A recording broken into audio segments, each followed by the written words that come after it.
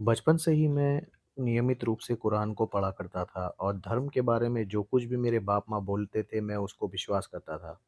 और इस्लाम को लेकर मैं सारी चीज़ों को विश्वास करता था। मैं 5 वक्त नमाज़ पढ़ता था और नियमित रूप से मस्जिद में जाया करता था।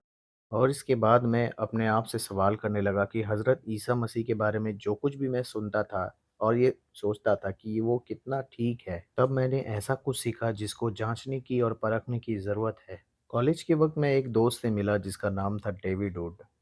और हम एक दूसरे से बात करने लगे हज़रत ईसा और इंजील के बारे में। मैंने ये देखा कि इंजील शरीफ जो है बहुत ही एक भरोसेमंद किताब है। उसके भीतर ऐसी-ऐसी शिक्षाएँ हैं जो ना कभी मैंने सुना था और ना कभी सोचा था। उसके अंदर ये लिखा था कि हज़रत यीशु मसीह ही एकमात्र खुदा तक जाने का रास्ता है। उनके अपने जीवन के बारे में हज़रत यीशु मसीह की शिक्षा को जानना मेरे लिए बहुत ज़रूरी हो गया था। वो मेरे गुनाह का बोझ उठा लेगा ताकि मैं जन्नत को जा सकूँ। उस घड़ी मैं इस बात पर भरोसा नहीं किया क्योंकि मुझे ये मालूम था कि मुझे अपने गुनाहों का भार मुझे खुद उठाना पड़ेगा। न्याय के उस दिन में मुझे अकेले ही न्याय के सिंहासन के सामने खड़ा होना होगा बिना किसी मध्यस्थता के। इतिहास खोलकर देखने से पता चलता है कि हज़रत यीशु मसीह को सचमुच सलीब पर कुर्बान किया गया था। कुरान शरीफ सूरह निसा आयत नंबर 157 इतिहास के पूरा ही विपरीत है। और वो जो क्रूस पर मारा गया और तीसरे दिन मुर्दों में से जी उठा, इन सब के बारे में बचपन में मैंने कभी भी नहीं सुना था। लेकिन इतिहास को परखने के बाद उनको अनदेखा करना संभव नहीं हुआ। सारी चीज़ें ये प्रमाण करती है कि हज़रत यीशु मसीह क्रूस पर मारा गए और तीसरे दिन मुर्दों में से जी उठे। और इंजील जो बदल गई है, मेरे बाप-माँ मुझे हमेशा सिखाते थे कि इंजील को भरोसा नहीं किया जा सकता। इंजील में तो बहुत से बदलाव कर दिए गए हैं और उसको एक भाषा से विभिन्न भाषा में अनुवाद करने के बाद उसका जो मूल है वो अब सही नहीं रहा।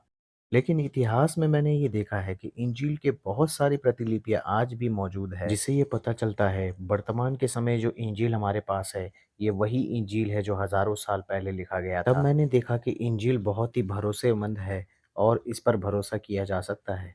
और दूसरी बात मैंने देखी उसके भीतर ऐसी तालीमात पाई जाती है जो कुरान और हदीस से नहीं मिल सकती।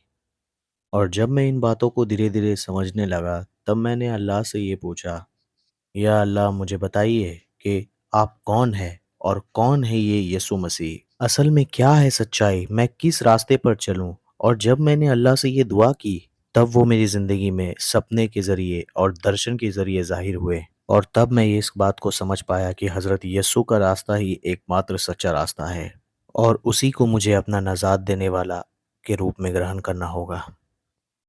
और तब 2005 साल में मैंने यीशु मसीह का बपतिस्मा ले लिया।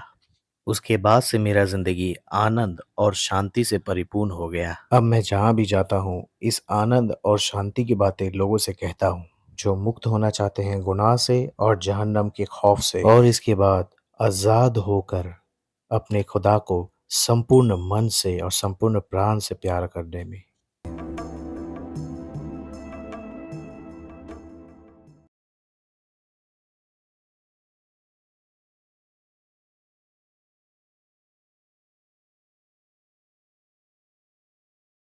यदि आपने इस चैनल को अब तक सब्सक्राइब नहीं किया है, तो ज़रूर से आप इस चैनल को सब्सक्राइब कर लें और बेल आइकन को प्रेस कर लें ताकि आपको हर एक वीडियो का नोटिफिकेशन सबसे पहले मिल सके। और आप साथ ही साथ हमारे टेलीग्राम के चैनल को भी ज्वाइन कर सकते हैं, जहाँ पर आपको बहुत कुछ सीखने को मिलेगा। इज़राइल और बाइबल से रिलेटेड बहुत सारी सवाल का जवाब आपको मिलेगा। तो टेलीग्राम का लिंक आपको डिस्क्रिप्शन में और पिन कमेंट में मिल जाएगा।